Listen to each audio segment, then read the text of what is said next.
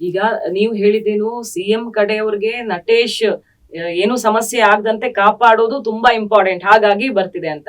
So ಈ ಕೇಸಲ್ಲಿ ಲಂಚಾನೂ ತಗೊಂಡು ಪ್ರಮೋಷನ್ ಕೊಟ್ಟಿದ್ದಾರೆ ಅಂದ್ರೆ ಸಿಎಂ ಕಡೆಯವ್ರಿಗೂ ಏನಾದ್ರು ಲಂಚ ಹೋಗಿದ್ಯಾ, ಅನುಮಾನ ಇದೆಯಾ ನಿಮ್ಗೆ?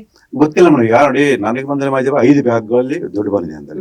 ಸೊ 1 ಬ್ಯಾಗ್ ಅಲ್ಲಿ ದುಡ್ಡು ಶಾಲೆಯ ಹೋಗಿದೆ. ಈ 4 ಬ್ಯಾಗ್ ದುಡ್ಡು ಎಲ್ಲೋಯ್ತು? ಸೊ ಅದ್ರ ಬಗ್ಗೆ ತನಿಖೆ ಮಾಡಿದಾಗ ಇನ್ನೊಂದಷ್ಟು ಸತ್ಯಾಂಶ ಈಚೆ ಬರ್ತದೆ. ಈಗ ನಿಮ್ಮ ಪ್ರಕಾರ ಇದೊಂದು ಮೂಡಾ ಕೇಸ್ ನಡೀತಿದೆ, ಇನ್ನು ಬಿ ರಿಪೋರ್ಟ್ ಆಗಿದೆ, ಸಿಎಂ ಕ್ಲೀನ್ ಚಿಟ್ ಸಿಕ್ಕಿದೆ ಅಂತ ಅನ್ಸಿದ್ರು ಕೂಡ ಇಡಿ ಇನ್ವೆಸ್ಟಿಗೇಷನ್ ಆಗ್ತಿದೆ, ಲೋಕಾಯುಕ್ತ ಆಗ್ತಿದೆ, ಸೈಟ್ಗಳು ಮುಟ್ಟುಗೋಲು ಹಾಕೊಂಡಿದ್ದಾರೆ, ಸಿಎಂ ಅತ್ಯಾಪ್ತರ ಸೈಟ್ಗಳನ್ನೇ ಮುಟ್ಟುಗೋಲು ಹಾಕೊಂಡಿರೋದು ಕೂಡ ಆಗ್ತಿದೆ.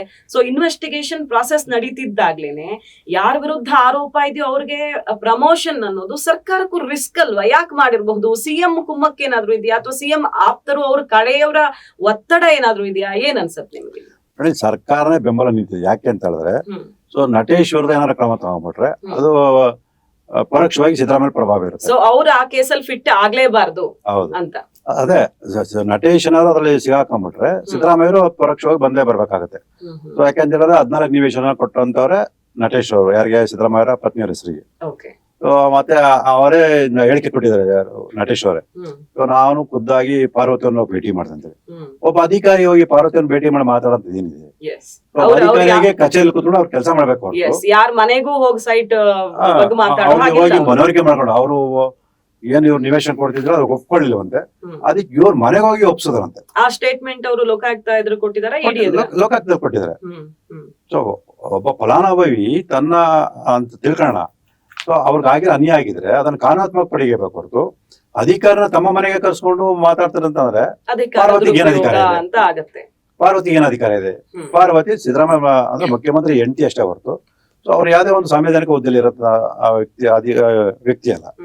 ಸೊ ಹಾಗಾಗಿ ಅವರು ಒಬ್ಬ ಆಯುಕ್ತರ, ನಗರಾಭಿವೃದ್ಧಿ ಪ್ರಾಧಿಕಾರ ಆಯುಕ್ತರಂತ ಅಧಿಕಾರನ ನಮ್ಮ ಮನೆಗೆ ಕರ್ಸ್ಕೊಳ್ತಾರಂದ್ರೆ ಸೊ ಅಲ್ಲಿ ಸಿದ್ದರಾಮಯ್ಯ ಪ್ರಭಾವ ಇದೆ ಅಂತ ಸ್ಪಷ್ಟ ಗೊತ್ತಾಗುತ್ತೆ. ಓಕೆ, ನಮ್ಗೆ ಈ ಕೇಸ್ ನೀವು ಶುರು ಮಾಡಿದಾಗ ಸರ್ ತುಂಬಾ ಆಶ್ಚರ್ಯ ಆಗಿದ್ದು, ನಾನು ಆರಂಭದಲ್ಲಿ ಇಂಟ್ರೊಡಕ್ಷನ್ ಹಂಗ್ ತಗೊಂಡೆ, ಏನಂತ ಯಾರೂ ಟಚ್ ಮಾಡಕ್ ಆಗಿರ್ಲಿಲ್ಲ. ಸಿಬಿಐ, ಇಡಿ, ಐಟಿ ಅಂತ ಸಿಬಿಐ ಕೇಸ್ ಕೆಲವೊಂದು ಬಂತು, ಆರೋಪಗಳು ಬಂತು, ಬಟ್ ಯಾವ್ದು ಕಡೆಗೆ ಹೋಗಿಲ್ಲ. ಅದು ಸಿದ್ದರಾಮಯ್ಯನವ್ರಿಗೆ ಒಂದು ಕಪ್ಪು ಚುಕ್ಕಿನೇ ಇರ್ಲಿಲ್ಲ. ಅಂತಹ ಸಿದ್ದರಾಮಯ್ಯನವ್ರ ವಿರುದ್ಧ ನೀವು ಹೋರಾಟ ಮಾಡ್ತೀರಿ, ಸಿಎಂ, ಈ ರಾಜ್ಯದ ಸಿಎಂ ವಿರುದ್ಧ ಹೋರಾಟ ಮಾಡ್ತೀರಿ.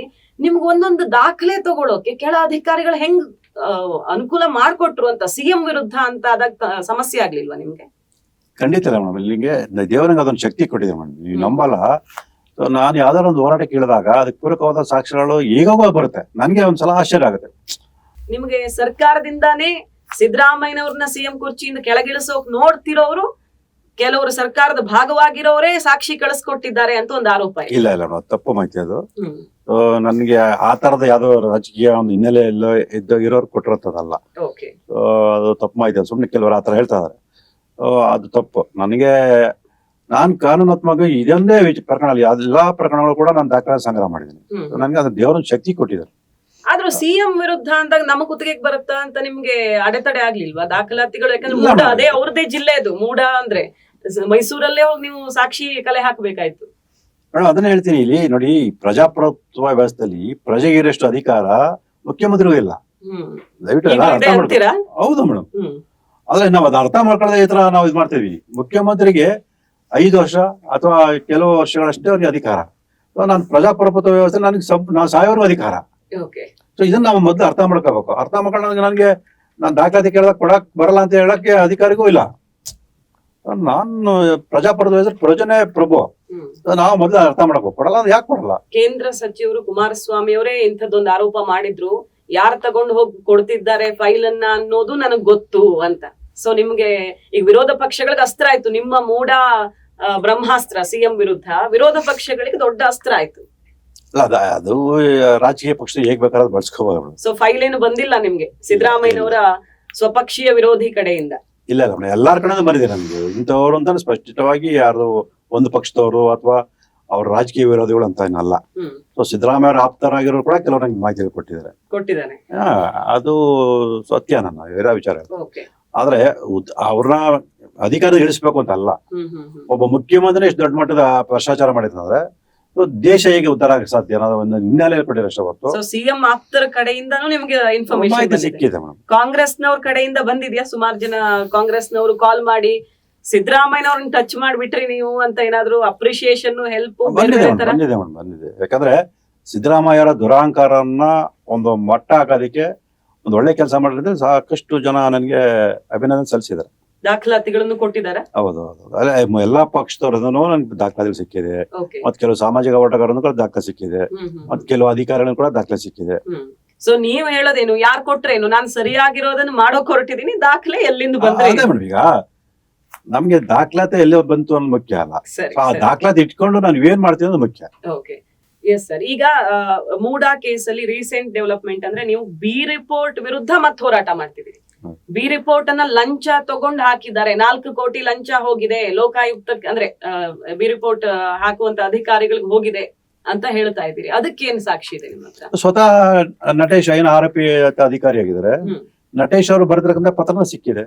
ಏನೇನಿದೆ ಅದರಲ್ಲಿ ಸ್ಪಷ್ಟವಾಗಿ ಬರೆದ್ರೆ 4 ಕೋಟಿ 35 ಲಕ್ಷ ರೂಪಾಯಿ ಕೊಟ್ಟಿರುವಂತದ್ದು. ಒಂದ್ಸಲ 3 ಕೋಟಿ, ಒಂದ್ಸಲ 1 ಕೋಟಿ 35 ಲಕ್ಷ ರೂಪಾಯಿ ಕೊಟ್ಟಿದ್ರೆ ಅವ್ರು ಸ್ಪಷ್ಟ ಉಲ್ಲೇಖ ಹಾಕಂತ ಬರ್ತಿದ್ದಾರೆ. ನೋಡಿ, ಆ ಪತ್ರ ಬಿಡುಗಡೆ ಮಾಡಿ ನಾನು ಅದನ್ನ ನ್ಯಾಯಾಲಯ ಗಮನಕ್ಕೆ ತಂದು 11 ದಿವಸದ ಮೇಲಾಗಿದೆ. ಸೊ ಇವತ್ತು ಕೂಡ ಅವರು ಆ ಪತ್ರ ನಂದಲ್ಲ, ನನ್ನ ಹೆಸರಲ್ಲೇ ಹೇಳ್ಕೊಂಡು ಯಾರು ಸೃಷ್ಟಿ ಮಾಡಿದ್ದಾರೆ ಹಾಗಂತ ಎಲ್ಲಿ ಇವತ್ತು ದೂರ್ ಕೊಟ್ಟಿಲ್ಲ. ಅದ್ರ ಬಗ್ಗೆ ಪತ್ರ ಬರ್ಕೊಂಡು ಯಾರಾದ್ರೂ ಲಂಚ ಕೊಡ್ತಾರಾ ಅಂತ ಅನ್ಸುತ್ತಲ್ವಾ? ಪತ್ರ ಬರ್ಕೊಂಡು ಲಂಚ ಕೊಟ್ಟದಲ್ಲ ಅವರು. ಇಲ್ಲಿ ಏನಾಗಿದೆ, ನಟೇಶ್ ಅವರು ಬೇನಾಮಿಯಾಗಿ ಅರುಣನವರ ಜೊತೆ ಇದು ವ್ಯವಹಾರ ಮಾಡ್ತಾ ಇದ್ದಾರೆ. ಅಂದ್ರೆ ನಟೇಶ್ ಹೆಂಡತಿ ಶ್ರೀಮತಿ ರಶ್ಮಿ ಮತ್ತೆ ಅರುಣ್ ಇವರೆಲ್ಲ ಸೇರ್ಕೊಂಡು ಕೆಲವು ವ್ಯವಹಾರ ನಡೀತಾ ಇದಾರೆ. ಆ ವ್ಯವಹಾರ ಪಾಲುದಾರಿಕೆಯಲ್ಲಿ ಆ ವ್ಯವಹಾರ ಮುಗಿಸ್ಕೋಬೇಕು ಅನ್ನೋ ಒಂದು ಹಿನ್ನೆಲೆಯಲ್ಲಿ ಅವರು ಲೆಕ್ಕ ಕೊಡು ಅಂತ ಕೇಳಿದ್ದಾರೆ ಅರುಣ್ ಅವ್ರಿಗೆ. ಅರುಣ್ ಅವ್ರು ಲೆಕ್ಕ ಪತ್ರ ಬರ್ದು ಕಳ್ಸಿದ್ದಾರೆ. ಅದಕ್ಕೆ ಇವ್ರು ಪ್ರತಿಯಾಗಿ ನಾನು ಲೋಕಾಯುಕ್ತಕ್ಕೆ ಇಷ್ಟು ಕೊಟ್ಟಿದ್ದೀನಿ ಮತ್ತೆ ಬೇರೆ ಇಷ್ಟು ಕೊಟ್ಟಿದ್ದೀನಿ, ನೀನ್ ಕೊಡಬೇಕು ಅಂತ ಹೇಳಿ ತಿಳ್ಸಕ್ಕೋಸ್ಕರ ಆ ಪತ್ರ ನನಗೆ ಬಂದಿದೆ, ಸಿಕ್ಕಿದೆ. ಓಕೆ, ಈಗ ಇಷ್ಟೆಲ್ಲಾ ಸಾಕ್ಷಿಗಳಿವೆ, ನೀವು ಸಿಕ್ಕಾಪಟ್ಟೆ ಸೌಂಡ್ ಮಾಡಿದಿರಿ. ಸ್ನೇಹಮಯಿ ಕೃಷ್ಣ ಅವ್ರು ಹಾಕಿದ ಬಾಂಬು ಬೇಜಾನ್ ಸೌಂಡ್ ಮಾಡಿ ಕಡೆಗೆ ಸೈಟು ವಾಪಸ್ ಹೋಯ್ತು. ಸಣ್ಣ ವಿಷಯ ಅಲ್ಲ ಅದು. ಸಿದ್ದರಾಮಯ್ಯನವರನ್ನ ಯಾರು ಈಗ ಪಕ್ಷದಲ್ಲಿರೋರೇ ಏನೇನು ಹೋರಾಟಗಳಾಗ್ತಿವೆ, ಅವರನ್ನ ಒಂದು ಚೂರು ಕುರ್ಚಿಯಿಂದ ಇಳಿಸೋಣ ಅಂತ ಆಗ್ತಿಲ್ಲ. ಬಟ್ ನೀವು ಸೈಟ್ ವಾಪಸ್ ಕಳಿಸಿದ್ರಿ, ಬಟ್ ಸಾಬೀತು ಮಾಡಕ್ ಆಗ್ತಿಲ್ವಲ್ಲ ಅವರ ಪಾತ್ರವನ್ನ? ಮೇಡಮ್, ಇಲ್ಲಿ ನಾನು ಇಡೀ ರಾಜ್ಯದ ಜನತೆಗೆ ಅಥವಾ ದೇಶದ ಜನತೆಗೆ ಒಂದು ಮಾಹಿತಿ ಕೊಡ್ತೀನಿ. ತಾವು ಹೇಳಿದ್ದಕ್ಕೆ ಪ್ರಜಾಪ್ರಭುತ್ವ ವ್ಯವಸ್ಥೆಯಲ್ಲಿ ಒಬ್ಬ ಪ್ರಜೆಗೆ ಎಷ್ಟು ಅಧಿಕಾರ ಅನ್ನೋದಕ್ಕೆ ಇದೊಂದು ಉದಾಹರಣೆ ಮೇಡಮ್. ಒಬ್ಬ ಮುಖ್ಯಮಂತ್ರಿ ಸ್ಥಾನದಲ್ಲಿರ್ತಕ್ಕಂಥ ವ್ಯಕ್ತಿಯ ಭ್ರಷ್ಟಾಚಾರ ಬಯಲಿಗೆಳೋದು, ಅವರಿಂದ 14 ನಿವೇಶನ ವಾಪಸ್ ಕೊಡ್ತೀನಿ ಅಂತಂದ್ರೆ ಸಾಮಾನ್ಯ ವಿಚಾರ ಅಲ್ಲ. ಸಾಮಾನ್ಯ ವಿಚಾರ ಅಲ್ವೇ ಅಲ್ಲ, ಅದು ಸಿದ್ದರಾಮಯ್ಯನವರಿಂದ. ಇದನ್ನ ಪ್ರತಿಯೊಬ್ಬ ಪ್ರಜೆನೂ ಅರ್ಥ ಮಾಡ್ಕೋಬೇಕು, ನಮ್ಮ ಸಾಮರ್ಥ್ಯ ಎಷ್ಟಿದೆ ಪ್ರಜಾಪ್ರಭುತ್ವ ವ್ಯವಸ್ಥೆಯಲ್ಲಿ ಅಂತೇಳಿ. ಸೊ ಅದನ್ನ ಮನವಿ ಮಾಡ್ಕೊಳ್ತೀನಿ, ದಯವಿಟ್ಟು ಈ ಒಂದು ಉದಾಹರಣೆ ಇಟ್ಕೊಂಡು ಈ ಪ್ರಜಾಪ್ರಭುತ್ವ ವ್ಯವಸ್ಥೆ ಪ್ರಜೆಗಳಾಗಿರೋ ನಮಗೆ ಎಷ್ಟು ಶಕ್ತಿ ಅನ್ನೋದು ದಯವಿಟ್ಟು ತಿಳ್ಕೊಳ್ಳಿ. ಸೊ ಪ್ರತಿಭಟಿಸೋ ಧ್ವನಿಯನ್ನ ಅಡಗಿಸೋಕ್ ಆಗಲ್ಲ ಅಂತ. ಮೇಡಮ್, ನಾವು ಅಂಬೇಡ್ಕರ್ ಬಗ್ಗೆ ಅಷ್ಟು ಮಾತಾಡ್ತೀವಿ, ಅವ್ರ ದಿನಾಚರಣೆ ಮಾತಾಡೋದು ಅಂತೆಲ್ಲ ಮಾತಾಡ್ತೀವಿ, ಆದ್ರೆ ಅವ್ರು ಹೇಳಿರೋ ಒಂದು ಮಾತನ್ನ ನಾವು ಮರಿತೀವಿ. ಅವ್ರು ಸ್ಪಷ್ಟವಾಗಿ ಹೇಳಿದ್ರೆ ಪ್ರಜಾಪ್ರಭುತ್ವ ವ್ಯವಸ್ಥೆಯಲ್ಲಿ ಪ್ರಜೆಗಳು ಪ್ರಶ್ನೆ ಮಾಡಲ್ಲ, ವ್ಯವಸ್ಥೆಯಲ್ಲಿ ಬದಲಾವಣೆ ಬರಲ್ಲ ಅಂತ. ಹಾಗಾಗಿ ವ್ಯವಸ್ಥೆ ಬದಲಾವಣೆ ಬರಬೇಕು ಅಂದ್ರೆ ಪ್ರತಿಯೊಬ್ಬ ಪ್ರಜೆನೂ ಕೂಡ ಅನ್ಯಾಯ ಅಕ್ರಮನ ಪ್ರಶ್ನೆ ಮಾಡಬೇಕು. ಸೊ ಇಲ್ಲ ಅಂತಂದ್ರೆ ಬದಲಾವಣೆನೂ ಬರಲ್ಲ, ನಮ್ಮ ಭವಿಷ್ಯನೂ ಕೂಡ ಉದ್ಧಾರ ಆಗಲ್ಲ. ಸೊ ಹಾಗಾಗಿ ಪ್ರಶ್ನಿಸುವಪ್ಪ ಇದನ್ನ ಮಾಡಿ ಅಂತ ಹೇಳ್ತೀನಿ. ಮತ್ತೆ ಈಗ ಅದೇ ತಾವು ಹೇಳಿದಾಗೆ ನಾನು ನನ್ನ ಹೋರಾಟದಿಂದ ಸಾಕಷ್ಟು ಬದಲಾವಣೆ ಆಗಿದೆ. ಸೊ ನ್ಯಾಯಾಲಯದಿಂದ ಶಿಕ್ಷೆ ಕೊಡಿಸುವಂತ ಪ್ರಕ್ರಿಯೆ ಸ್ವಲ್ಪ ವಿಳಂಬ ಆಗಿದೆ. ಸೊ ಕಾನೂನಾತ್ಮಕ ಇಲ್ಲಿ ನಮ್ಮ ದೇಶದಲ್ಲಿ ನಿಮಗೆ ಗೊತ್ತಿದೆ, ಕಾನೂನಾತ್ಮಕ ಹೋರಾಟದಲ್ಲಿ ಸಾಕಷ್ಟು ಸಲ ತುಂಬಾ ವಿಳಂಬ ಆಗುತ್ತೆ, ದಶಕಗಳ ಕಳೆದಾಗುತ್ತೆ.